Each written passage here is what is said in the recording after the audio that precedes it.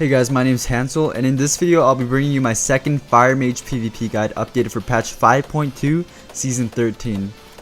So ever since MoP came out, a lot of you guys have been asking for another lengthy and detailed guide, so today the day has come. I've taken my time to put out this guide so I can learn and master some of the art forms before I release this video, because I didn't want to misinform you guys on some of the important stuff. So before I get started, I just want to share my experience with you guys so you guys know that I'm not like talking out of my ass or anything. I am a Gladiator Fire Mage. I've been 2.4k in arenas and 2.6k in RBGs, and this was both last season.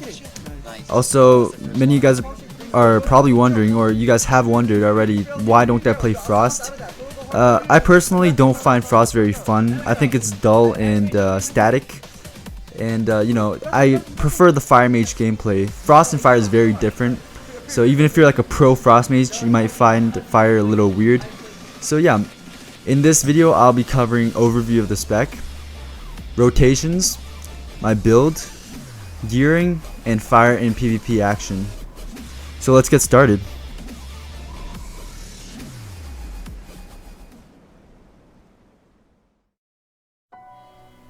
Some of the things that Fire Mages are known for is that they're very strong when it comes to quick bursts and frozen targets. So if set up correctly, you can bring down enemies in a matter of seconds and turn them to ash. Fire Mages also excel at AoE CC with Dragon's Breath when the enemies are stacked up, or when you're engaging in large group fights such as in RBGs.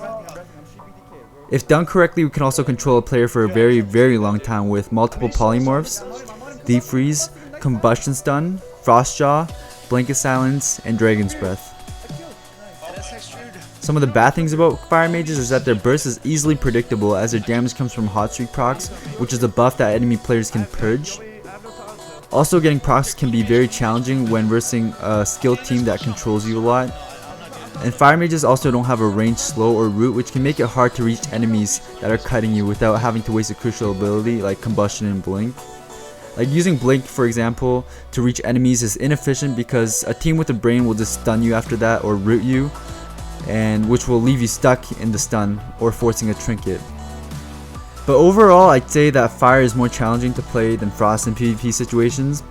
Evidently, most high rated mages in the 3v3 ladder mostly play Frost, and over 95% of the Gladiator mages have played Frost to gain high rating as well. Although if Fire is played correctly, it can be very deadly and also very enjoyable to play. I mean, who doesn't like burning shit?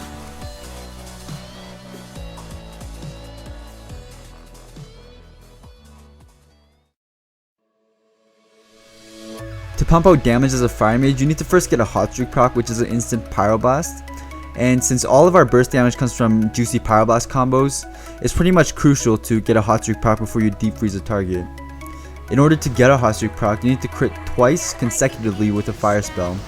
And there's two different ways I'm going to be showing you guys how to get a Hot Streak proc, so here we go. The first method I'm going to be demonstrating to you on getting a Hot Streak is probably the most efficient way of getting a Hot Streak proc. So there's a spell called Infernal Blast, and what it does is it does a small amount of damage to the target, but it also spreads all dots, excluding your bomb dots, to nearby targets. So the most important part of this spell you should note is that it has a 100% crit chance when used, and it also has an 8-second cooldown. So if you use it once, wait 8 seconds, then use it again when it comes back up without casting another fire spell in between the 8-second interval, including spells like Scorch and Fireball, you should get a guaranteed Pyroblast proc. It's very important that you don't cast in between waiting for the cooldown, otherwise if you Scorch in between the 8 seconds and it doesn't crit, then your heating up will refresh and you'll have to restart the whole process all over again. The second method is what I like to call a Shatter combo. Shatter combos are used when you want to get a quick Pyroblast proc for hard swaps or swift pyros. There's an ability called Shatter which doubles your crit chance against frozen targets plus an additional 50%.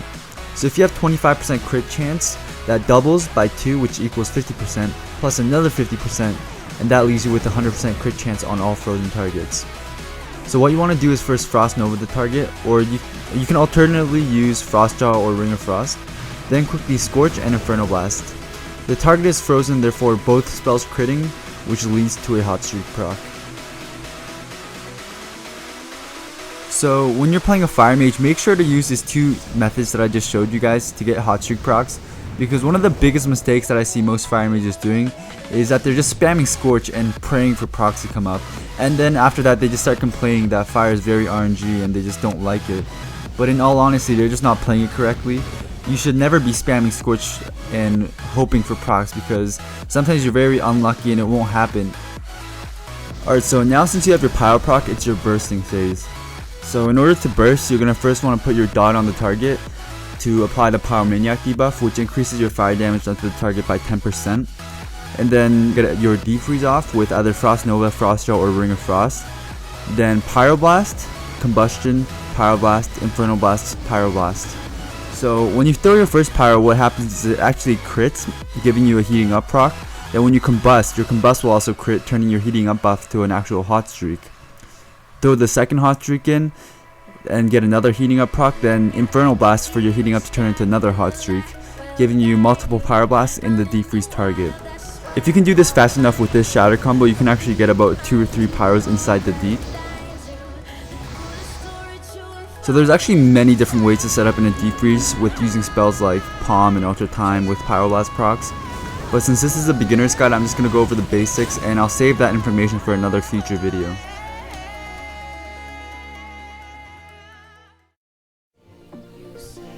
So the first build I'll be going over is my arena build.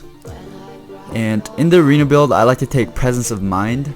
Palm is really good for instant CCs with Polymorph and Ring of Frost, along with controlled burst with pyros when needed. I like to get a hot streak proc, Palm, then Alter Time, instant sweep the healer, defreeze, throw pyros into the target, and if the healer trinkets a poly, Alter Time and re-palm sweep the healer, since you get 2 palms with Alter Time. Next up is Ice Barrier. Ice Barrier is really good for stopping huge bursts, unlike Flame Glow, but the only downside of this talent is that it's purgeable. So versus cleaves like Turbo Cleave or any really purgy comps, I'll probably be taking Flame Glow, but overall Ice Barrier is a really good defensive cooldown. Next up is Frostjaw. Frostjaw is really good and helps get shatter combos, which means more damage, and it can also be used as a blanket silence. I like to palm Frostjaw and defreeze from range, almost like a Frost Mage, because normally for a Fire Mage, if you want to defreeze a target, you need to get close to them, then Nova them to defreeze them, but with the palm Frostjaw setup, you can land kills much easier and instantly peel when needed. Next up is Cold Snap. Obviously this is a easy choice because Cold Snap gives you 2 blocks and also 30% heal, instant heal, which is very good, and it saves my life a lot in arena, so I think it definitely beats the other 2 choices in that tier.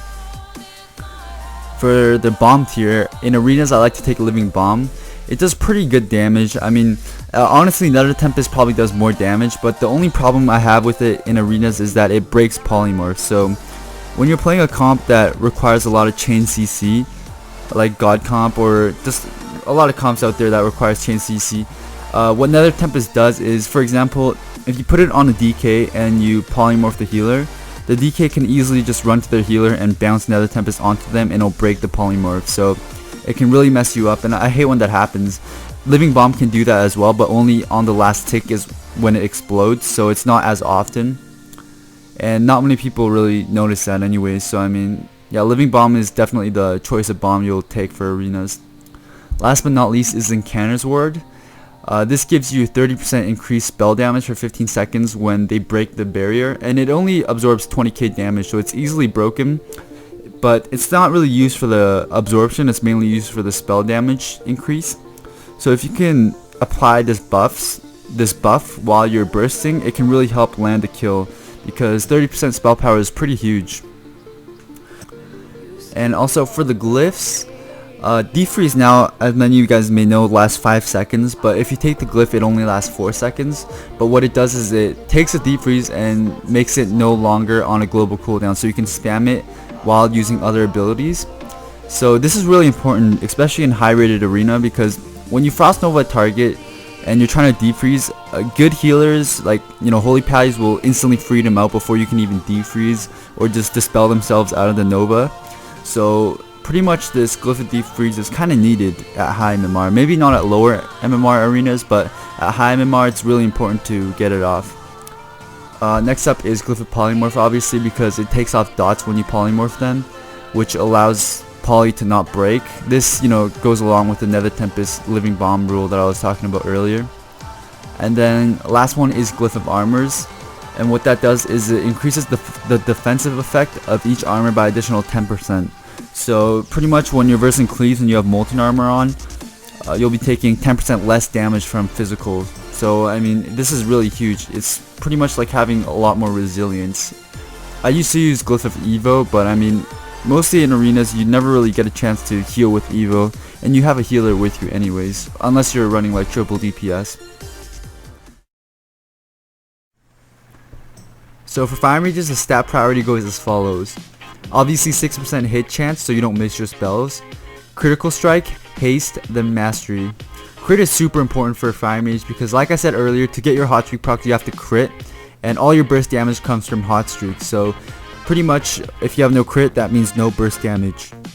Next up is Haste, because Haste actually lessens your global cooldown, allowing you to be able to react quicker to certain situations and makes your casting time a little faster. Mastery is last because Mastery increases your dot damage as a Fire Mage, and in Mists of Pandaria, healers can now dispel all dots with one single button, which completely counters Fire Mastery. So when it comes to playing Fire, you should have at least 15% crit minimum, so you can have 100% crit chance versus frozen targets. So like I said earlier, you need 25% if you do the math, but since your intellect buff gives you 5% and Molten Armor also gives 5%, 15% is the minimum requirement before you actually start playing Fire. Before you even touch it, you should have at least 15. So even after you hit the 15% threshold, you should still stack it as much as you can. So that way when you're actually forced to go Mage Armor when you're fighting certain comps and 3s, you're able to still crit most of the time.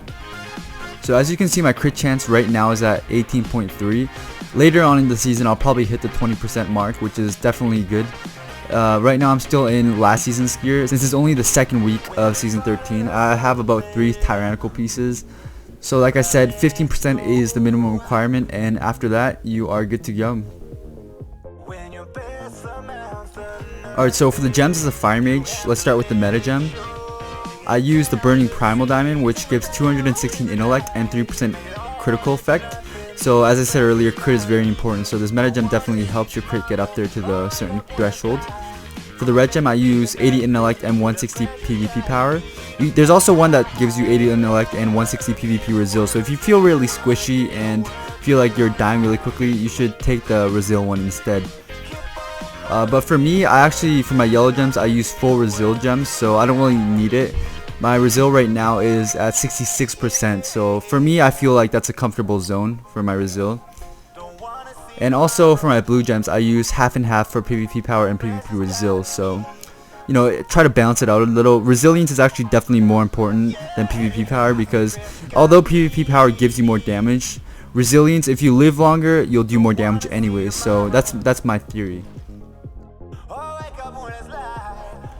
Alright guys, so that concludes my Fire Mage PvP guide updated for patch 5.2.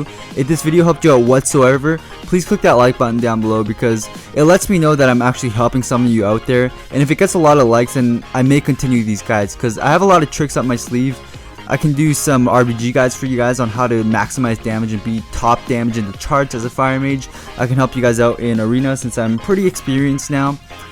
So yeah, if you guys want more guides, more videos, make sure to hit that thumbs up button, leave a comment, and also make sure to subscribe to my channel to be updated and notified when I release these videos. And one more thing before you go, I have tons of Fire Mage gameplay, so learning is one thing, but if you want to visually see what I do in certain situations, I have tons of videos. Check out my channel, and once again, thanks for watching guys, and I'll catch you in the next video. Keep burning shit.